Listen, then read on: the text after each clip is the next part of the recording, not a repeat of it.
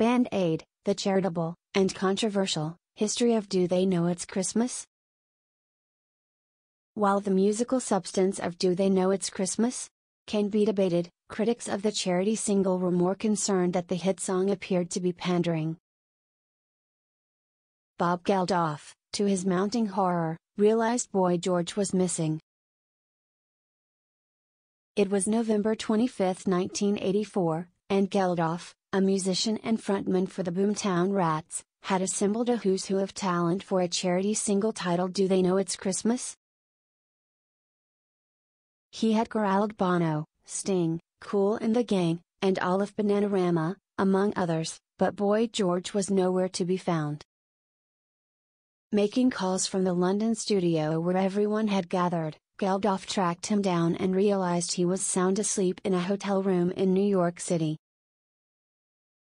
"Where are you? You're meant to be here," Geldof said. "Oh, is it today?" Boy George asked. Expletives followed. Boy George jumped on the Concorde, which could make the trip between the cities in under 4 hours, and immediately fell in tune with Geldof's impressive display of star power, launching what would become a mini industry of songs and concerts intended to offer financial relief to those in need. Geldof even named his collection of singers Band-Aid. And while Do They Know It's Christmas? Would prove to be a monster hit, it would also stand as an example of the lesson that no good deed ever goes unpunished. Money through music. Geldof got the idea for Do They Know It's Christmas? In October of that year, when he was watching the BBC in England and grew concerned by the plight of Ethiopians experiencing a severe famine. Geldof believed he could raise money through music. He phoned his girlfriend, Paula Yates, who co-hosting a show with musician Majur at the time. Geldof explained to Ur his idea of a charity single and asked him to help polish a song he had originally rewritten for the Boomtown Rats. If Ur would focus on the arrangement, Geldof said, he would handle the talent booking. According to Ur, who spoke with Yahoo about the song's legacy in 2019, the reason Geldof was able to assemble such an impressive lineup of stars for Band-Aid was by refusing to go through the proper channels. He wouldn't speak to a manager or a record label or an agent, he would find the phone number for the artist and he'd speak to the artist himself, which was brilliant, Ur said. By avoiding all that music industry bureaucracy, Geldof was able to secure commitments from Sting, Simon Le Bon of Duran Duran, Gary Kemp of Spandau Ballet, Paul Young, Boy George, George Michael, Bono, and Phil Collins, among others. David Bowie and Paul McCartney were invited but had scheduling conflicts and recorded spoken word verses for the B-side single, Feed the World, instead.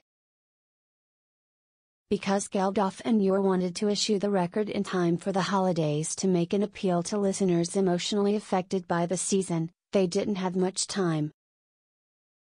So they raced into production, recording for a full 24 hours at Sarm West Studios in London, which owner Trevor Horn had opened to Geldof and his collaborators at no cost. Using guide vocals already recorded by Sting and Le Bon, the musicians first sang together for media to capture footage, then recorded verses individually so the best one could be selected for the final song. Aside from the Boy George confusion, the session went surprisingly smoothly, save for Bono initially resisting recording the line "Tonight, thank God, it's them instead of you" after finding it too pat. Some observers also noticed illicit substances being passed among the participants. Geldof and Ur didn't wait until the records were pressed before they shopped for airtime. On November 29, just 4 days after its marathon recording session, the song made its official debut. Ur drove a cassette tape over to the BBC and was appreciative when the broadcaster played it every hour. Owing to its charitable leanings, even people who stood to lose money got behind the tune. Singer Jim Diamond, who had the biggest hit in the UK at the time with "I Should Have Known Better," actually urged people not to buy his single and opt to purchase Do They Know It's Christmas instead. Every fucking Christmas. The single immediately shot to the top spot on sales charts and remained there for 5 weeks. Ultimately, it went on to sell 3.8 million copies in the UK and 12 million worldwide. In all, more than $28 million was raised. Given that proceeds went to a good cause, who could find fault with Geldof's altruistic efforts? Well, as it turned out, there were a few people. While the musical substance of Do They Know It's Christmas can be debated, critics were not necessarily concerned with its contributions to lyricism. Instead, they took umbrage at the fact that the song appeared to be pandering, portraying Africans as oblivious to Christmas. Worse was a 1986 expose in Spin magazine that reported proceeds from the song, as well as Geldof's follow-up projects We Are the World and Live Aid, may have unintentionally helped African dictator Mengistu Haile Mariam buy weapons from Russia.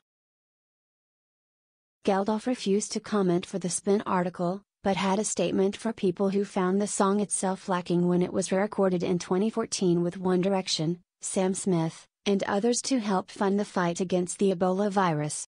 It was also revisited in 1989 and 2004. It's a pop song, Geldof said. It is not a doctoral thesis. They can F off. This was a change of tune for Geldof, who in 2010 declared, I am responsible for 2 of the worst songs in history.